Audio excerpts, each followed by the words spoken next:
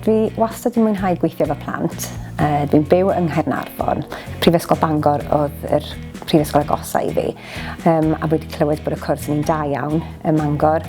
A i ddatblygu a i hangu fy ngorwelion i weithio efo plant nes i penderfynu dod i Bangor. Mae'r adran addysg ym Mangor yn gefnogol iawn. Mae yna gymuned da ohono ni. Dwi wedi gwneud lot o ffrindiau newydd.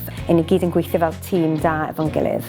Mae yna lot o oedrannau gwahanol. Mae yna rai newydd graddio. Mae yna rai ohono ni'n myfyrwyr hŷn. Ond ni gyd wedi dod at ein gilydd a yn gweithio'n dda efo'n gilydd a mor belled. Ni dim ond cwpl o wythnosau mewn i'r cwrs, ond ni gyd mwynhau'n fawr. A fyddai'n dechrau yn Ysgol yr Henre dydd Iau, a fyddai'n gweithio mlwyddyn 2. Fi wedi cwrdd yn Athrawes, mae hi i weld yn hyfryd ac yn Athrawes proffesiynol da iawn, a dwi'n edrych ymlaen i gael bod yn y dosbarth a gweithio efo'r plant. Ar ôl cwblhau'r cwrs TAR Cynradd, fi'n gobeithio croesi fysydd fy gau swydd mewn ysgol gynradd lleol. Mae gennau 2 o blant fy hun.